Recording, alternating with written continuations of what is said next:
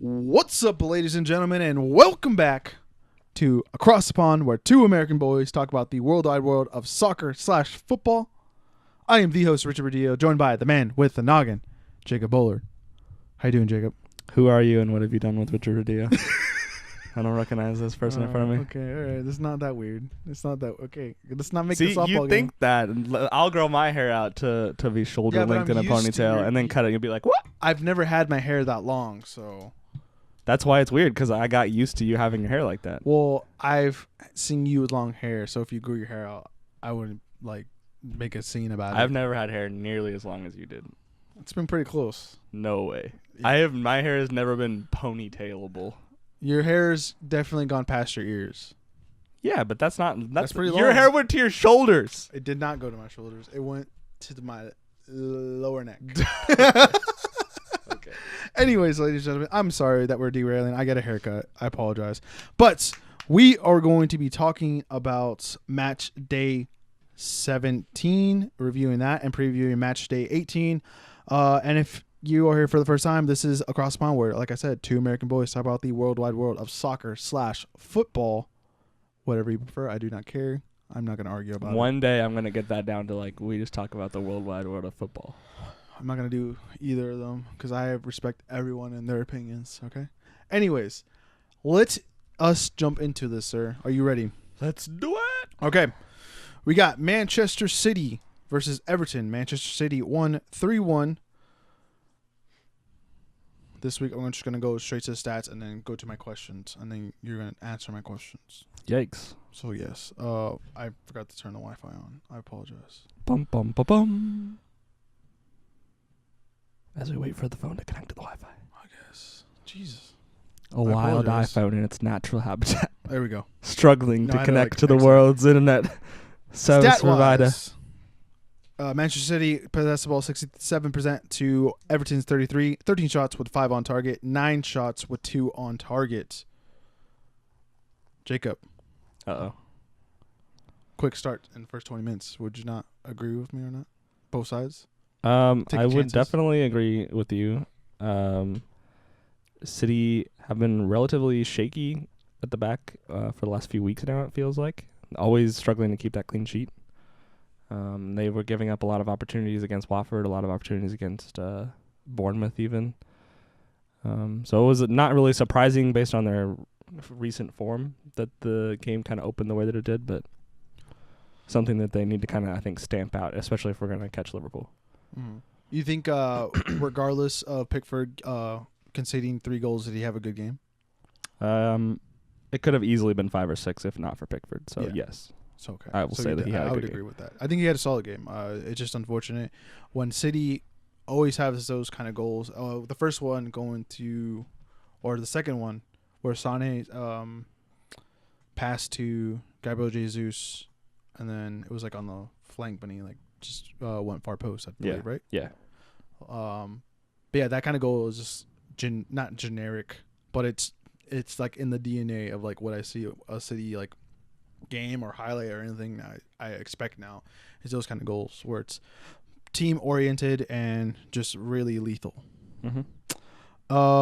Do you think Ederson is going to be a problem in the future at all? I don't know that I would use the word problem. I guess perhaps against in the big games in late stage Champions League, the run up to the end of the Premier League season, or big games against other Premier League opponents, maybe. I just feel I know we talked about it, I think it was last week, about how I'm beginning to question a little bit just his, in general, obviously he's a great distributor, but I'm not actually confident that he is that good of a goalkeeper. Okay. In general. Shot stopper. Right. Yeah, because when I watched the highlights the couple of times that I watched it, and then just watching the goal that they conceded, I was just a little disappointed in not the effort, but just maybe it's his natural ability that he's not able to react that fast. But it seemed like if you were in a top 4 team, you're the goalkeeper, you would be able to give a little bit more to offer on that kind of shot. Unfortunately, that's my only one thing. I guess it's mostly the goalkeepers, I guess, but City just played it City's way. Yeah, and it was good to see Gabriel Jesus get a couple goals. He's been struggling in general this year, so good for him for scoring. There's been a lot of kind of personal turmoil for Sterling too, so it was good for him to get a goal. Obviously, there's like been a whole. He's been kind of back in the news with a bunch of race. I think it was like in the Chelsea game. There was like a bunch of racist remarks in the stands towards him and stuff. So that kind of made it back into the news.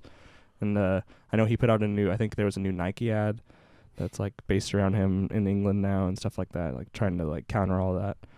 He came off the bench as a sub and basically scored with just about his first touch. And it was another one of like the typical goals. Like all the hard work was done early, cross into the center of the box. Sterling had basically a free header right on the 6-yard line and put it away. So, all right, let's keep moving, sir.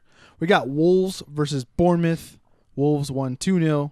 They possessed the ball 38% of the time to Bournemouth 62. 10 shots with 4 on target, 13 shots with 3 on target for Bournemouth. Seems like it's an unfortunate thing, but I looked up the counterattacking or fast breaks goals at the beginning of this year. Bournemouth is actually third with giving up 4 goals, and we saw that in this game as well, giving up the ball both times, or the first goal and then the other one being a total counterattack. Do you think it's just Bournemouth is that poor at defending this? Because as we're seeing with the stats, they're not a team that can prevent stuff like this. And someone just sent me a message. I think that they're just perhaps slightly a little too reckless going forward. I think they have a little bit of overconfidence in their backline, but I think that they're just so kind of just gun ho going forward that they're almost willing to leave holes at the back, because that's the only unless they do that, they're not going to be able to create going forward. I think that's kind of just the double-edged sword that is Bournemouth. That yes, they can push forward, and at times push forward very well with like Wilson and King and Ryan Fraser and people like that, but that will always come at the risk of vulnerability at the back. Like they can't do both. Mm-hmm. So yeah, because I mean, when you look at the way they set up, it was a 3-4-2-1, obviously matching Wolves' repetitive 3-4-1-2. It always seems like the way to break that down is matching or mirroring the back lines, and then having just, I guess, more of a personnel setup in the middle and up until the top. But maybe that's what it was as well, because I don't think they usually run a 3-man back line. No, they don't. Yeah, so from the last couple of weeks, from remembering, or so maybe it was just a bad situational way about, I guess, they set up. I don't know what I'm saying right now. I'm like brain farting, but trying to say words at the same time. Let's keep moving. Yeah, all right. We got Tottenham versus Burnley. Tottenham barely won 1-0. They possessed the ball 70% of the time, with 30 going to Burnley, 15 shots with 3 on target, 4 shots with 0 on goal for Burnley. Do you think if Spurs continue to play like this and to squeeze out victories like this out of nowhere sometimes, do you think they still have a chance at the title? The title, no. Okay. So the title run for them is basically over. I think so. Okay. I think that they'll have to. Their offense needs to be. They're somewhat stable defensively. They have been for a while. They're getting a lot of these like 1-0, 2-0, 2-1 sort of victories. So they're not normally giving up more than 1 goal, but their offense is going to need to be much more. What's the word I'm looking for? Clinical. Efficient. Okay. Yeah, clinical. In the future, if more like how they played against Chelsea a couple weeks ago, they need more of that to really push for the title. And I don't know that I see that happening. They're getting results against these bottom teams, but struggling, a lot of really late winners, stuff like that. Yeah, well, I think it would be a combination of City and Liverpool just having a couple bad weeks, and then them just continuing to grind out these victories. But then also, when you look at the way Bournemouth set up, it was a 5-4-1. So I mean, it was definitely gonna be a hard game to break down a team like that, because they're obviously set up to for the draw, and then maybe squeaking one in, which they almost did, but they didn't. But maybe it's also like the way they are attacking as well. Just how Pochettino likes his system set up to where you're, attacking most of the time, and teams know what you're going to do, so they're going to set up to bait you in, obviously, but maybe get some counterattacks. Because what we saw with was it Chelsea or no Arsenal? Arsenal. Yeah, so that game. So maybe it's also a combination of that. Unfortunately, why they're not getting the offense going as much. Yeah, I think also that Spurs has been struggling against fellow top 6 teams in general for the last few years. They don't have a very good record against kind of like their contemporaries in the league. So if they play like this against those teams, it's not going to help them in the title race. So they, like I said, they need to play much more like they did against Chelsea or United in that win. Yeah, or United.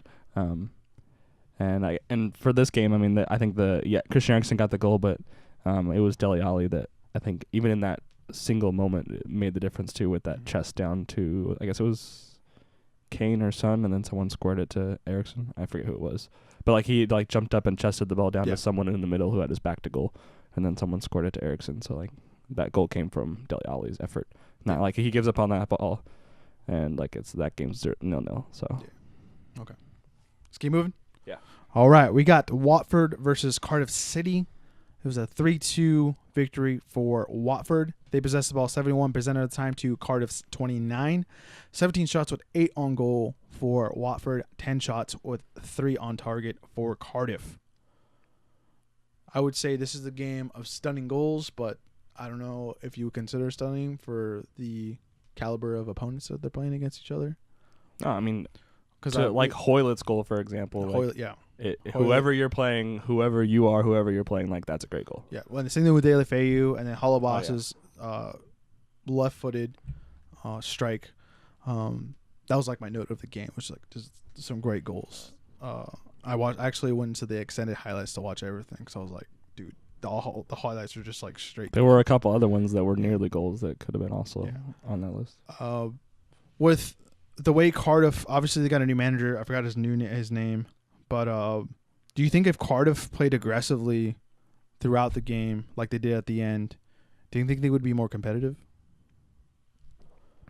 Well, I mean, regardless of the personnel, I mean.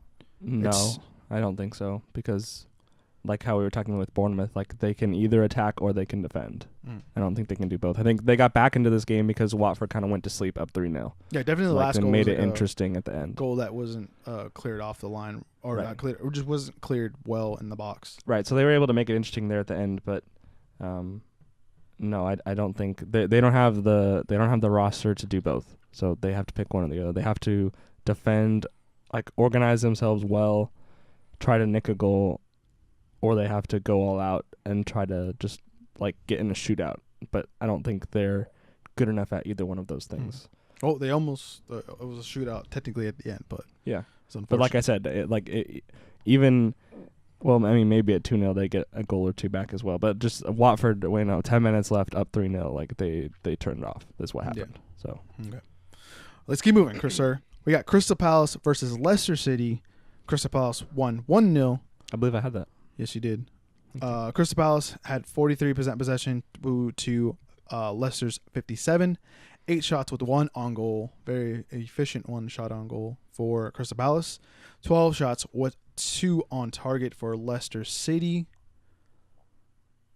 Regardless of the result, with the way or how Leicester set up in the front end, do you think that changes up front? Seemed a little bit more active. Unfortunately, they didn't finish like 2 chances that are probably should have been finished. Mm-hmm. Do you think that's a better combination going forward in the future? With Gray, Vardy, and then the Algerian that they brought in, what's his name? Ghazal, I think. Ghazal. Ghezzal. I think I definitely think that Leicester's problems aren't personnel. I think that their problems are tactical and just like how they are approaching, like what their game plan is. I think that's where they're struggling. And they definitely have We've seen flashes this season of how Gray and Madison and Vardy can play together. So I think they just need someone to get the most out of that combination of players, and I don't know that Claude Puel has been that so far this season. Yeah, he seems like an average guy, like the way when he finished with Southampton. I think they finished 8th, and he still got sacked. So it seems like he's kind of like the mid-tier guy, probably the future guy where if he gets sacked from the Leicester job, and he'll be the guy that comes in the middle of the season for like the rest of the other clubs, picking up the pieces and trying to get him either out of the relegation zone or mid-table. I'm surprised that it feels to me that Leicester have hit a ceiling, and I think that they need, Claude Puel needs some new ideas, especially going forward, or like this is just going to be Leicester for the time being. Because, like I said, I don't think that they necessarily have a personnel problem. I think that as much as I thought their move for Iheanacho was good when they made it, 2 years ago now? Yes. 2 summers ago? Yes. I think that the only personnel change maybe that they need, because I don't view Madison as a number 9. So, which, I mean, that's not how he's being played anyway, but like I don't think of Madison as Vardy's replacement. So I think that they might need to get themselves another striker. Did Slimani leave?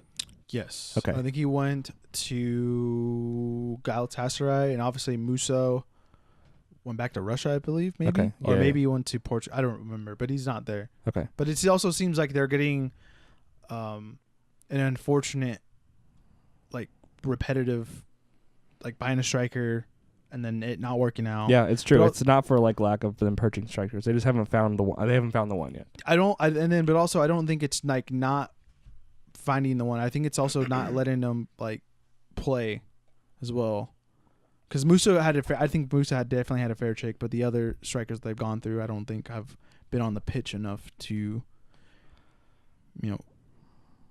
offer anything, unfortunately, or give them the opportunity. I guess.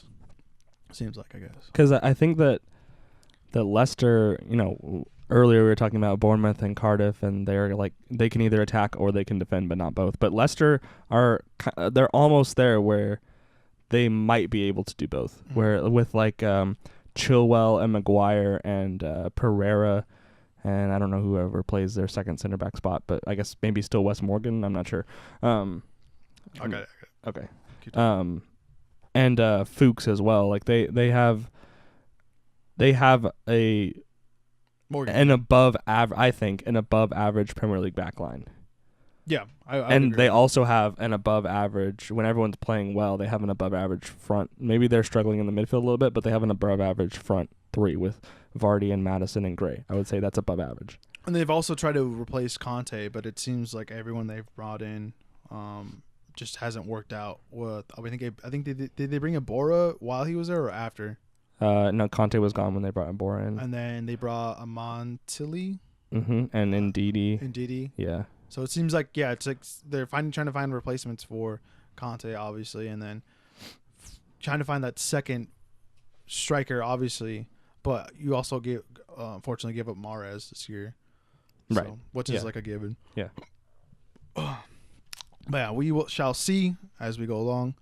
We shall move to the next game. We got Huddersfield versus Newcastle. Newcastle won 1-0. Huddersfield possessed the ball 73% of the time to Newcastle's 27. 15 shots with 5 on goal for Huddersfield. 8 shots with 5 on target for Newcastle.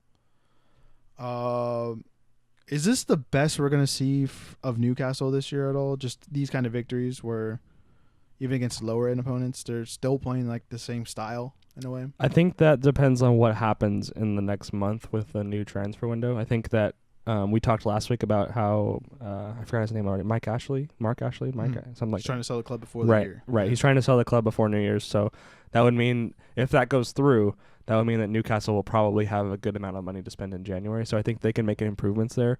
If they aren't able to bring anyone in, it is possible that this is Newcastle's ceiling, but their ceiling while they're going to be closer to relegation than they probably want to be, I think that their ceiling is going to keep them out of the relegation zone. Like, they're starting to put a little bit of distance. I think they're 4 or 5 points clear now of 18th place of the relegation zone. So I think that they are good enough as they are now to stay up. They're playing better than they were, 3, 4, 5 weeks ago. Definitely. So that's encouraging, but they definitely are in need. When the season started, we talked about how Newcastle's net spend was really low compared to even teams on their own level. So they definitely could use some reinforcements in January if the ownership changes hands, but they can get by with what they have, I think. Yeah, I think if they were to bring maybe a player or two, I don't know exactly where they want to do it, or who they want to bring in, but I think if that happens, they can definitely make a run at max mid-table. I think it should be maybe someone to play along side Lascelles in the back line. Something there, like even if it's a loan till the end of the year from like a bigger club, and someone in the midfield, because I think that Iosi Perez and Rondon are good enough for now. Anyway, they're good enough. They're fine at fullback with Yedlin and I'm blanking on their left back. I think I'm blanking on them too. Yeah, I think they're good. They're good enough at fullback. I think they could use one more center half and maybe a midfielder, if they get some money to spend. Yeah. So let's keep moving. We got Fulham versus West Ham United. West Ham won 2-0 with Fulham possessing the ball 57% of the time to West Ham's 44. 16 shots with 4 on goal for Fulham. 6 shots with 3 on target for West Ham. Continuing to play the 4-4-2, the change that was definitely benefiting them now. But the real question is, what do Fulham really need to do to stop conceding goals? Because at this point right now, they concede a average of 2.47 goals a game. Is it going to be, change of shape, change of players, or is it even the midfield? Because they also played Chambers in the midfield for this game as well. I don't think Chambers in the midfield is something that's sustainable, but I think it is actually both. I think they need a change of shape and they need a change of personnel, because they're conceding just so many chances in every game that they play, and their offense has not been working well enough to compensate for that at any point. There's games where Mitrovic and Schürrle will they'll just finish goals, but when you're also conceding just as many as you're scoring at some games, you're not setting yourself up for success. So it's definitely But there's also, when we talk about the lower end teams with Cardiff and Huddersfield, where teams can't do both in a way. I know, but I mean, they shipped 4 to Cardiff when they played. That 4-2 loss to Cardiff a couple months back. Like, I mean, they can't even defend against the other relegation zone people that they're up against. And I think they also might need a third person up in the attack. For some reason, I'm sure that Ryan Sessegnon is going to be a serviceable player, but before the season started, there was all this talk of Sessegnon, if he was going to move for like 50-60 million pounds to like a bigger team when Fulham were coming up, and like I think he's been really, personally feel that he's really been disappointing this season. Like, he's just not been there for Fulham. So okay, that's it. That's all. Okay, West Ham keeping. I think they've won 4 in a row now. I think they are playing much more how I expected them to play under Pellegrini. They just took them longer to get there than I thought it would. Yeah, I think like we've already brought this up like week after week, just the change of shape. You just see a whole just change in results and the way they play, where they can protect the back line but also offer a lot going to attack because they have quality players going forward. And I think they find the right combination. They're not one of those teams like we've been talking about where they can only do one or the other. They can do both. Let's keep moving. Yep. All right. We got Southampton versus Arsenal. You gonna smile for me? A little bit? Thank you. Thank you, sir. Southampton. Oh, wait. Jesus. Oh, wait. Oh, God. Oh, my goodness. Southampton won 3-2. No, they did. Something was not working. Okay. 3-2 with Southampton possessing the ball 34% of the time to Arsenal's 66. 12 shots with 7 on goal for Southampton. 13 shots with 4 on target for Southampton. Do you think with the new manager, you think Southampton is going to continue this kind of form against teams in general? No. I kind of, we'll have to see what happens over the next couple weeks, but I kind of feel like this was a little bit of just a flash in the pan. They have much larger problems even in this game than the scoreline suggests. And while it's, I almost feel like that this result, it happened to be Southampton that they were playing, but this result was due at some point. Because you're 22 whatever games it was in a row where Arsenal were unbeaten. That was going to end sooner rather than later. So it happened to be Southampton. I think the bright spot for them is the 2 goals from Danny Ings and the goal from Charlie Austin, but specifically the 2 goals from Danny Ings. They're going to need more of that if they're going to continue playing like that, and I'm not sure that they're going to get it. Well, I think also the way they gave up the 2 goals to Danny Ings, and you look at the back line with Lichtsteiner and Xhaka in the back line, I don't think that's the best. Obviously, those aren't the guys that should be playing in the back for them. But Lichtsteiner being there, I don't really have too much of a problem with Xhaka. Anytime Xhaka's on the field, it's like, I don't know how that guy. I don't know. I know Lichtsteiner came in for, I think, holding for the United game. Okay. But also, that's when it got a little shaky. I know he has experience and everything. I see him more as. Was this Koscielny's first game back? I think so. Yeah. Okay. So that's another thing too. Koscielny's been out for so long. Yeah. But also, when you look at it too, for lower end of teams that are playing, Southampton has played a 3-man back before, but playing like the top end guys, it seems like you running like a 3-man back, forcing the other team. It's kind of benefits. It's like it seems like this is like the formula for teams as we're watching Wolves play this year as well. The best way to be competitive in a way against top end opponents, unless you don't have the personnel to run it, obviously. But it seems like if you are trying to get that 3 points, this is the way to go about it, because it worked for Southampton, and it's working for Wolves this year. So I think, is that going to be a thing that we're going to see these mid-tier to lower teams be running a thing or a formation like this against top 4, top 6 teams? I think we need probably one more season of someone like Wolves. Maybe, if say, Watford don't really play a back 3, but Wolves in particular, if next year Wolves are also what's the word I'm looking for here? Are also comfortably mid-table, like they are now for being just a recently promoted team. I think maybe you'll start to see that permeate through the rest of the league a little bit. But I think it is just a little too early.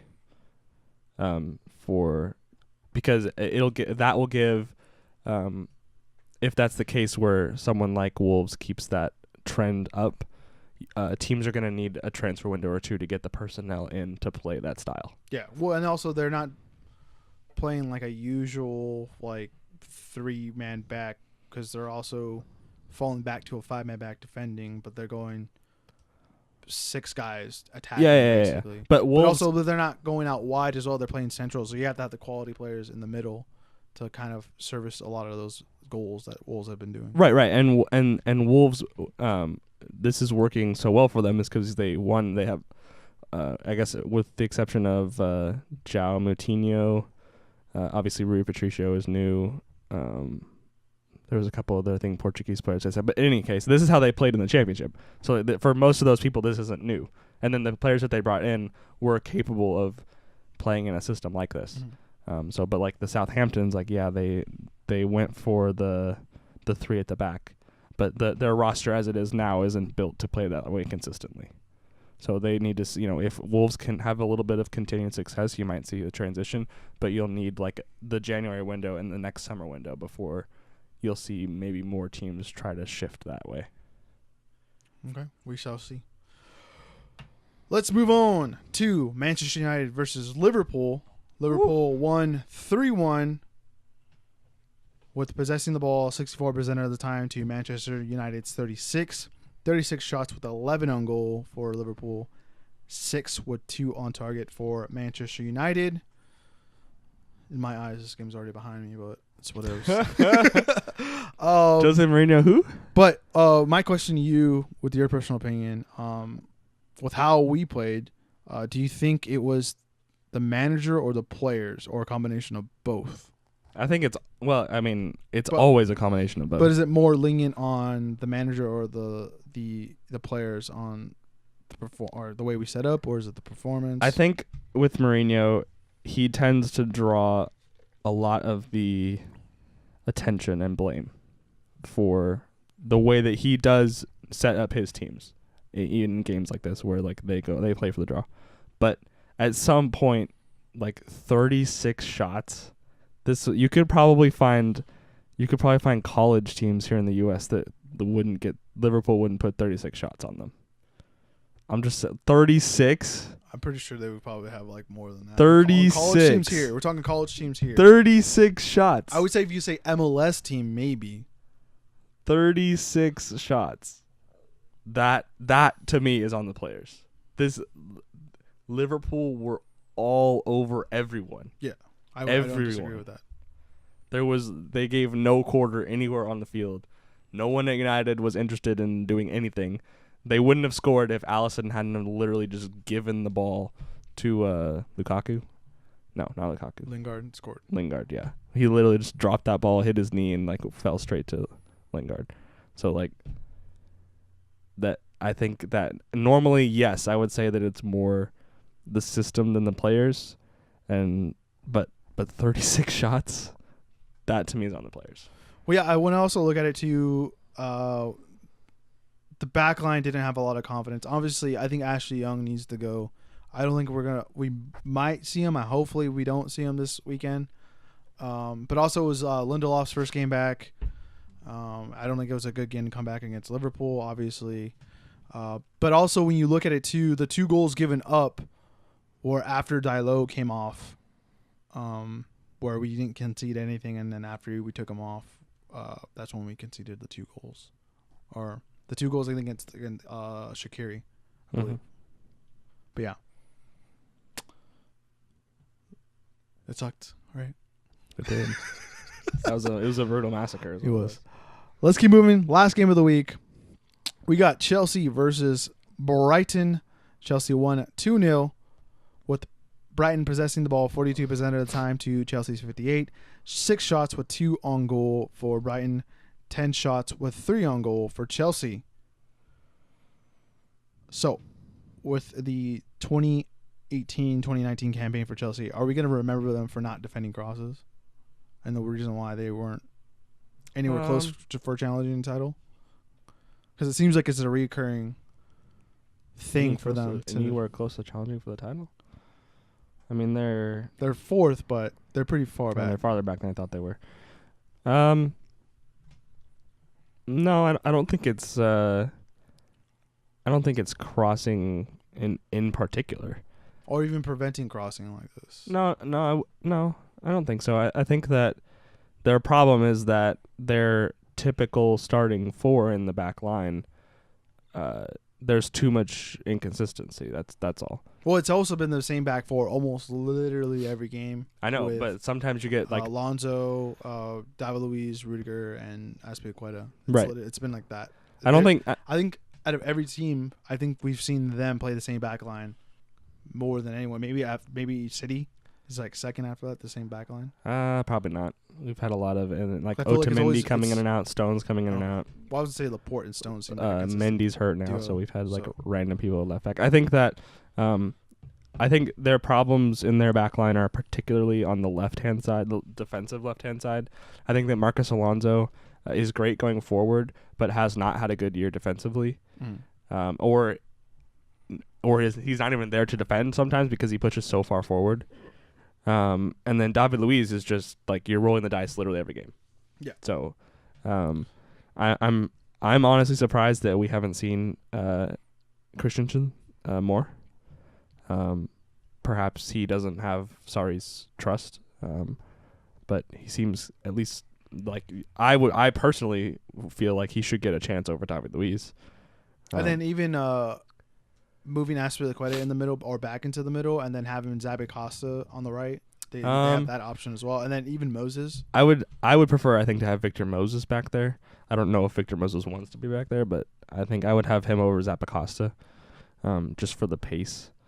Where like Victor Moses doesn't need to be as precise positionally as Zappacosta would need to be. But yeah, I think their problems are on the other side, though. I think that Alonso is almost more of like a left mid, or he plays almost as a left mid, especially Hazard starting out there on the left, but Hazard having the ability to go basically wherever he wants. So it's really Alonso that's filling the attacking left, because Hazard's normally cutting in. So yeah, I think I would put Christensen in, and I guess I don't know that I would replace Alonso, but they need maybe even flipping Rudiger and David Luiz, like letting Azpilicueta help cover David Luiz when he's having a bad game, and let Rudiger cover for Alonso being so far forward. Instead of, at times, what happens if you look at that Sun goal in the Arsenal game, where I guess that was Jorginho that got burned too. But so even that, I think that's part of the problem too, is that Jorginho and not Conte is the one staying back. It's covering the flanks. Right. So you have Jorginho, who's been very inconsistent this year, especially just defensively. His passing numbers are good, but they're basically just like passing sideways and not necessarily forward. So if you have Conte and Hazard pushing forward now that more than they used to, and then you have Alonso gone. And then if Jorginho gets a beat, you're stuck with David Luiz on the only person left on that left-hand side is David Luiz. And I think that's a problem for them. And that every once in a while, that gets exploited. Unless David Luiz is on his A game, which is uncommon these days. Yes. So I think that if they were to switch Rudiger and David Luiz, it would help them a little bit. It would almost give like David Luiz a cushion on both sides instead of like David Luiz's responsibility being vacated when everyone else goes forward. If that makes sense. That makes sense. Okay. But that has been it for our reviews for match day 17. Let's move on to our preview of match day 18. But before we do that, I just want to mention, for stat-wise, the league leaders for long balls is Burnley still. Still Burnley. Since day one with 1,273. Congratulations to Burnley. A lot of long balls. I hope you guys stay in the Premier League so we can continue to track your long balls next season. Alrighty. Let's get into your preview, sir. Let's do it. We got Wolves versus Liverpool, 1-7 at the Monolex. Dang, Wolves are in 7th. This is going to be an interesting Only matchup, 1 point sir. behind United. Yikes. Interesting matchup, sir. Who you got? Liverpool. I think that this is the team that Wolves can't, like, Liverpool are the kings of how Wolves are trying to play. So, and also Liverpool are playing much better now than they have been. I think like the result against Napoli in the Champions League, the way that they played against United, they've had just a much better run of results. Not only just like getting wins, but how they've been winning. Salah had that hat trick against I forget who it was. Last week? Yeah. The week prior of this one. So Liverpool are playing much better going forward, much more efficient going forward, not as wasteful. And I think that while Wolves have taken points off of basically the rest of the top, they beat Chelsea, drew United, drew City, drew Tottenham. No, lost to Tottenham, but should have won that game. So they've performed their best against the rest of the top 6, but I think Liverpool is a different beast for them. So I'm going to go with Liverpool. I think Wolves will probably score, but I still think Liverpool, the way they're playing right now, could put 3 or 4 past Wolves pretty easily. Well, I'm going to go with Wolves on this one. Yikes. Because when I was looking at that Bournemouth stat, Liverpool is actually tied in first for most fast break goals with 5. And I see that being the way Wolves win this game. I think Wolves are going to want Liverpool to possess all the time, and I think it's going to be actually possibly harder for them to break them down, and I think that's going to be in the benefit for Wolves. I think they're going to play literally straight 90 minutes to the death till they die. They're going to drop dead after they win this game, literally. So Wolverhampton will just cease to exist. Yes, but they did beat Liverpool, so. Okay. Unfortunately, the One Football app does not agree with me. Liverpool has 85%, 3-2 draw, and 12 to Wolves. Let's keep moving, Papa. We got 5 versus 18 at the Emirates Stadium. Arsenal versus Burnley. Who you got? I'm going to go with Arsenal. I think that the loss to Southampton was just something that was overdue. Sorry, I almost sneezed right there. Now I got a cough. Good grief. The joys of being sick. Yeah, I think that the loss against Southampton was something that was due, and Burnley aren't going to be able to long ball their way through Arsenal. I totally agree with you as well. Unfortunately, I also think it's going to be a game where we possibly only going to see one shot from Burnley or 0 again, like they did last week. And I think the week before that one, or last week, they didn't have another shot either. So they're definitely having a harder time just trying to hit the ball between sticks. And I think that's going to be their reason why they're going to lose this game. Arsenal has 89% going to them, 3 to a draw, and 8 going to Burnley. Let's keep moving. We're going to Vitality Stadium. We got 11 versus 13. Bournemouth versus Brighton. Who you got? I don't know. This is a tough one for me. I think that Bournemouth. Good grief. I'm going to keep coughing here. I'm sorry. My voice is going. I think that Bournemouth are definitely better on the counterattack, obviously. But Brighton are still have been able to ride kind of Glenn Murray a little bit. I think he's still overperforming, but hasn't really showed any signs of slowing yet. So I think I'm going to go for a draw. I think that Brighton are definitely capable of nicking a couple goals. Maybe they only get one, but they're capable of getting a couple against Bournemouth. Yeah, so I think I'm going to go for a draw in this game. Yeah, I think this is going to be a big game for both of them because it's a game where they can get away from the relegation zone, but also put distance between each other. If Brighton wins, obviously they jump Bournemouth, just on the way the points are, because Bournemouth has 23, Brighton has 21. But I'm gonna go with Bournemouth. I think they just have a better team overall, and regardless of them playing poor balls out of the back, I think they will be able to come up big on this one. 65% going to Bournemouth, 12 to a draw, 23 to Brighton. Are you ready for the next one? Yes, I will try not to cough, but I can't We make any are promises. going to London at Stamford Bridge. We got Chelsea versus Leicester City, 4 versus 12. Who you got? I'm going to do it again. I'm sorry. My throat got super scratchy all of a sudden. I'm going to go with Chelsea. It's a home game for them. They are going to play much better at home in any case, but we've been talking. Leicester need to tweak some things. Maybe this is a game they can use to just this is not a result that they need or should they expect. So maybe this is a game they can use to try to tweak their tactics, make some adjustments, see if any changes make an impact for them, because it really hasn't been working. And I know that Jamie Vardy has a knock, so they might even be without Vardy, which will just be worse for them as far as getting a result from this game. So I'm going to go with Chelsea, and hopefully Leicester take this opportunity to just try something new going forward. Yeah, unfortunately, it's going to be really hard to not go with Chelsea in this, just the way Leicester's been playing. And obviously, if Vardy's going to be hurt, it's going to be not beneficial for them. And yeah, I don't see this going well at all, honestly, regardless of how poor Chelsea's backline's been.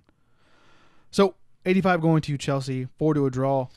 11 to Leicester City. Let's get moving. Huddersfield Town versus Southampton, James Smith Stadium. We got 7 versus 19. Definitely a big game for both of these boys. Who you got? 7 versus 19 or 17? Or 17, my bad. Okay. Sorry, I was going to say, I was like, wait. I'm just wait a minute. I took one out. I am going to go with a draw in this game. I think that Southampton's win against Arsenal was a little bit of a fluke. We'll find out if that was a little bit of a fluke. See if I'm totally blanking on their new manager's name, the German guy. Forgot. We'll see if the changes that he's been trying to implement, if they kind of have taken root, or if that Arsenal win was just a fluke. I'm leaning towards the fact that it was just a fluke. So I'm going to go for a draw. I think they're going to kind of revert more back towards the Southampton that we've seen. Okay. Well, I'm going to go with Southampton. I just have all the confidence in Danny Ings because he's also on my fantasy team this week. And yeah, I feel Huddersfield actually seems like they're attacking a little bit more than usual, which is good. But I feel that Southampton has like more quality going forward. But they can also give up goals just as easy. So I think it's going to be like 5-4. 5-4. Yeah, Daddy Ings with a hat trick, so Daddy can get a lot of points. Okay. Homie's trying to get 100 in top Good 100 one. right now, right? Good one. All right, here we go. Southampton has 69%. 69. 10 going to a draw. 21 going to Huddersfield Town. All right. We got Manchester City versus Crystal Palace. We got 2 versus 15. Jacob Bullard. Who's going to win this game? Manchester City going to win this game. De Bruyne was back in the League Cup game against Leicester. So hopefully... And Aguero was back too. He played in that game as well. So with Aguero and De Bruyne back, hopefully we can get kind of more of like our typical lineup back and playing together again. And Crystal Palace is a good team to test drive what that team looks like against. Obviously, Palace coming off that 1-0 victory over Leicester is a home game for us. I don't think Crystal Palace will be able to keep us out. Or keep the scoreline low enough where, and we've been struggling to keep clean sheets, so, I mean, they might even get one, or maybe even 2, but I think we'll easily put 3 or 4 in this, so. Yeah, I agree with that as well. It seems like you guys are now going to go from having 6 gears to having 12 with those 2 players back healthy. Yeah, that's all I have to say for that. So, City has 88% going to them, 3 to a draw, 9 going to Crystal Palace. How can you not go with City on this one? Let's keep moving. Newcastle United versus Fulham at St. James's Park, 14 versus 20. Who you got, sir? I'm gonna go with Newcastle. You asked me in the last Newcastle game if this was kind of all they were gonna be, or if they could get better. I think that this is a good time for them to be playing Fulham, because Fulham are obviously struggling pretty significantly. And this will be, again, like a kind of a litmus test for where Newcastle are, what changes they might need to make in January if they have the opportunity. And Fulham just need to start getting some points. So, but I am going to go with Newcastle. I am too. I just feel that actually they're not going to possess the ball as much as they did last week, or same. It's going to be like the same kind of tactic, I guess, and where they're probably definitely going to. Yeah, I think more than a couple in this one, just because how bad Fulham's backline is, and Rondon and Perez are actually pretty lethal when they're given the opportunity. Mm-hmm. Yeah. So, Newcastle has 63. It's 8 going to a draw and 29 going to Fulham. 3 more games, sir. We got London Stadium, West Ham versus Watford, 9 versus 10. Who you got, sir? I'm going to go with West Ham. This has the opportunity to be a really good game if both teams show up to this, the way that they've kind of been playing recently. I guess more so, hopefully, Watford shows up and West Ham continues the way that they've been playing. I think that it appears that Pellegrini has kind of found the the secret combination to West Ham. So I'm gonna go with West Ham. I'm gonna disagree with you, unfortunately, sir, because I believe that this is a game where Watford's gonna expose that secret ingredient through the middle. Yeah, because I just think they have quality. I think it's gonna be definitely a shootout. Probably like 3-2 or something like that. Not to say that it just Watford at times has a big gaping hole in their midfield, but the way they attack, they have enough bodies most of the time in the area. It just depends on when they're attacking and they get counterattack. But I'm gonna go for Watford because I believe in Watford, just like Elton John. Okay. So One Football App does not agree with me, sir. 68 going to West Ham, 10 to a draw, 22 to Watford. Here we go, ladies and gentlemen. We got Cardiff City versus Manchester United at Cardiff City Stadium. We got 6 versus 16. Jacob Bullard, who you got, sir? I want so badly for United to drop points in this game. So I'm contractually obligated to go for a draw. Okay. Only because there would be nothing better than, everyone's like, oh, they fired Mourinho. Oh, brought in this dude whose name I can't pronounce. Ole Solskjaer. Sure. Solskjaer. Whatever that is. I think that's how you That's a pronounce made-up name. So everyone's so happy now. They're like, oh, Mourinho's gone. We're gonna play so much better. You're like, oh, we're gonna put 6 on Cardiff. Now, don't get me wrong. This is a good team for you guys to be playing to try out your new system or whatever. But I just want so badly for you guys to still drop points. So I'm gonna go for a draw. I'm gonna go with United in this one. The way his formations that are set up, they're very similar to he runs a 4-2-3-1. So we've run that this year more than a couple of times or a handful of times. So it's a setup formation wise that we know. It's just the system's a little bit different. It's obviously more emphasis on attacking, which a lot of our guys are able to do. It's just going to depend on who's going to be either in the midfield. Obviously, hopefully Pogba as the box-to-box guy, and then whoever's going to be the ball winner for that system. I would like it to be Herrera. I would definitely like to see Shaw back. I'm not sure how much longer he's going to be hurt. Like I said, during lunch we were talking about this. And then I would actually like to see Diallo instead of Valencia to give him the full opportunity. And this guy does give a lot of opportunities to younger players. His average age for his team in the Norwegian League, Mold, I think that's what they're called, or Mod. The average age is 22 years old, or 22.6 or something like that. Right, but what's the average age of his roster? The starting lineup.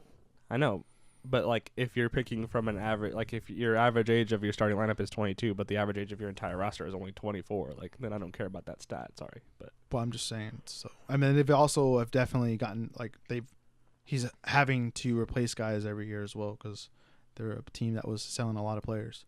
But yeah, we might even see some debuts eventually, like Angel Gomez, Chong, Greenwood, guys that have been killing it in the under 18 and under 21s. So I'm very happy for that. Hopefully that happen. And I think there's going to be a lot more confidence in the team. I think this week you're going to see it. Yeah, I wouldn't be surprised if we see 1-6-0 or something like that right now. Okay. As long as Lukaku doesn't start, I'm good. Anyways, One Football App definitely agrees with me. We got 82% going to Manchester United, 4 to a draw, 14 going to Cardiff City. Last game of the week, sir. Are you ready? I'm very ready. Are you finally ready to get out of here and go back to sleep? I'm probably not going to go back to sleep, but I'm ready to get out of here. Oh, you still got to do history for it. Yeah. But, I do. I do. This is true. All right, we got Everton versus Tottenham. It is at Goodison Park. We got 3 versus 8. Who you got? I think this has the potential to be a good game.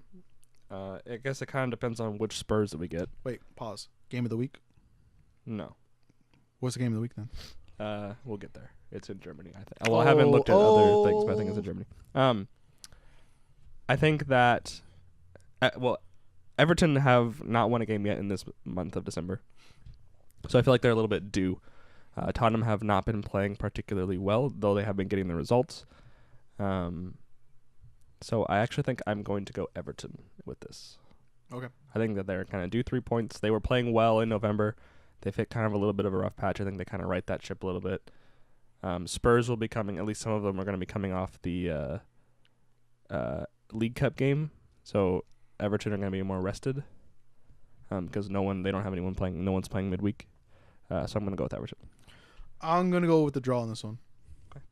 I think it'd be like 1-1. Richarlison scores for me. That'd be awesome. And then good old Harry Kane. Header. Crank that neck a little bit. Yep. Yeah, that's all I have to say. I think it's going to be a draw. Just because, the midweek game or that the Spurs has to deal with. And then also just, the form. Just I'm not sure if it's what they're supposed to be doing, but obviously getting the results. But Everton is definitely a team that can expose that. But the One Football app does not agree with either of us. 73 going to Spurs, 6 going to a draw, 21 going to Everton.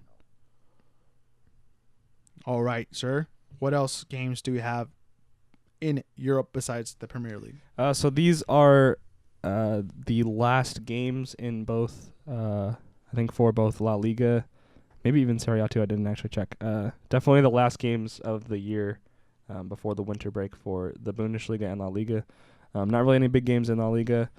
I'm not sure that it's possible for there to be any big games in France anymore because PSG are just so far out there. But in Germany, today, as a recording, Bayern beat Leipzig 1-0. That was a game that just finished while we finished up recording. So a good win for Bayern, trying to close that gap with Dortmund.